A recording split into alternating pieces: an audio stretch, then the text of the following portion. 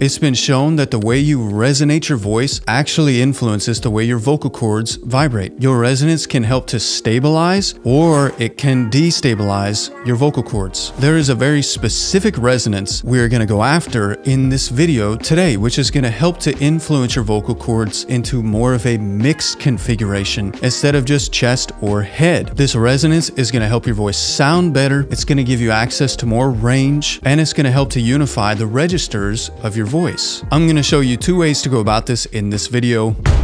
Let's go. Okay, so way number 1, first of all, I just want to give a shout out to Mr. Chadley Ballantyne again, because he did show this to me, and I believe in giving credit where credit is due. So this exercise is really amazing. It's called the weird exercise. And basically what this exercise is going to do, it's going to make you aware of, kind of obviously aware of the resonance we're trying to bring out in our voice. So what you're going to do is you're going to say the word weird in kind of like slow motion, like this. Weird. At the end there, weird.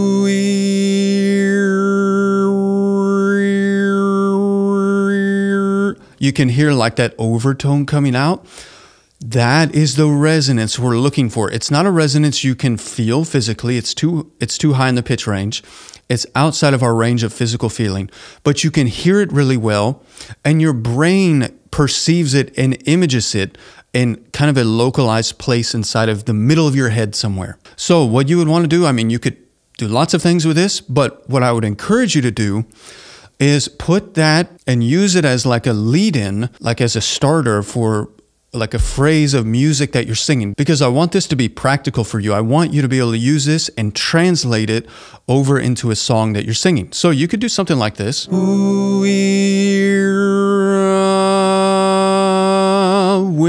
I find like that, when I find myself in times of trouble, Mother Mary comes to me, speaking words of wisdom, let it be.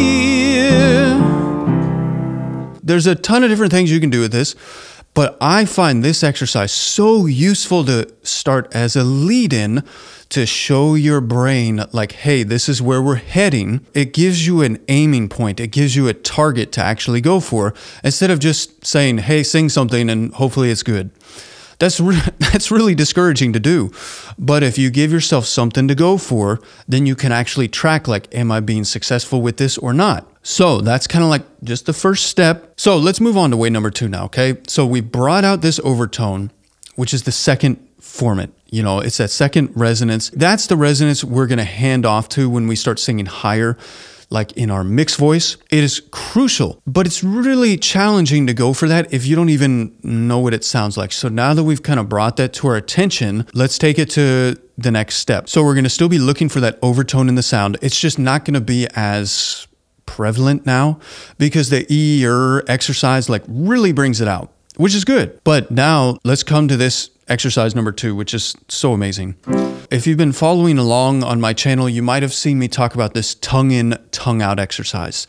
So we're going to start with that, but then we're going to add something else to this. And I alluded to this concept in a recent short that I posted. So I want to just go a little bit deeper into that right now. So the first thing that you're going to do is we're just going to stick our tongue out, and then we're going to bring it back in. And we're looking for this point where this ah just kind of lights up and seems like it's just ringing between your hard and your soft palate, and it just seems like it kind of flows up into your head. It's not actually, but it seems like it is. So,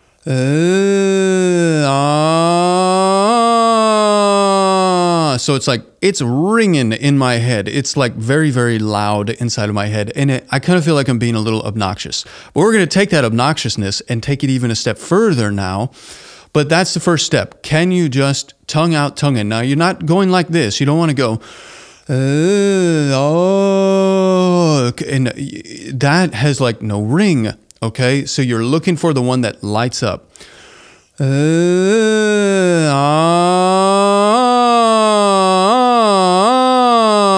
That one. Okay. Now the next step is we're going to kind of bring that overtone out again, just a little bit more, but in a different way. And so what we're going to do is we're going to engage the tongue root just a little bit. And what it feels like is it seems like there's like a little bit of a sob that's kind of sinking into my bottom back molars. And there might even be like a sense of pressure on the bottom back molars. Now, I alluded to this in my short, but of course those are like 40 seconds long, so I couldn't go into much detail. And people were asking, what is that pressure? What's causing that? Well, I don't know exactly, but I think it's something to do with how we're organizing and rearranging the vocal tract. It creates some kind of sensation in the bottom back molars. It's almost like you're going to bite into a lemon and or salivate. Check it out. It's going to sound like this.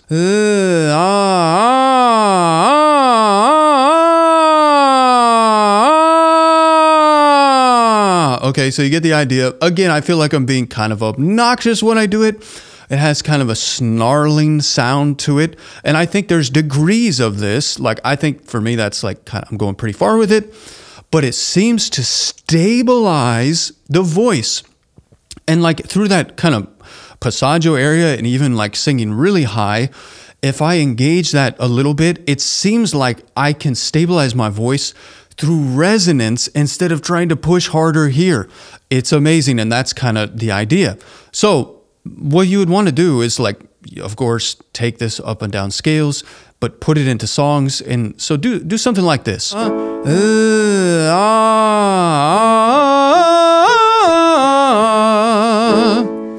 Okay, so then I just want to take someone else's holiday. And sometimes the grass is greener and someone else's sugar, someone else's sugar sweeter.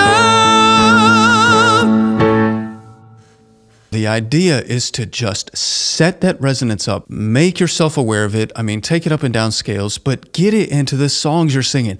It's gonna stabilize things like you don't believe. It's really amazing. And it's like life-changing in a way, especially if you've been at this for a long time. Now, I just want to say these exercises, these tips are amazing, but if you really want to see real results, you need to do exercises like these in a systematic way on a daily basis. If you do random things, you're gonna get random results. So if you're ready to start seeing real results with your voice, I made something for you. It's my latest course. It's called The 4 Laws of Vocal Technique. It has tons of exercises like this, but in a structured and systematic way. There are so many people around the world using this course right now. It's amazing. And if that's something you're interested in, I wanted to let you know I just started my holiday sale and I have discount links down below. My friend, as we are heading into the new year, I have a word for you. And when you're trying to learn to sing and when you're working on becoming an artist and putting yourself out there, it's very vulnerable. It can be discouraging and it can be really hard. But my word for you is this: don't wish this were easier. Wish you were better. Don't wish for less problems. Wish for more skills. Take this seriously. Remember this: casualness leads to casualties. If you really want to do this, then go ahead and do it. Don't let anything or anyone stop you from pursuing your dream to become a great singer. And remember this: what you're searching for is searching for you. I wish you nothing but success. I hope you liked today's video. If you did, make sure you give me a thumbs up, give me a like. And if you haven't yet, make sure you hit subscribe, because that way it's going to help you become the singer you have always wanted to be, because you're going to be notified when I release more videos just like this. Until next time.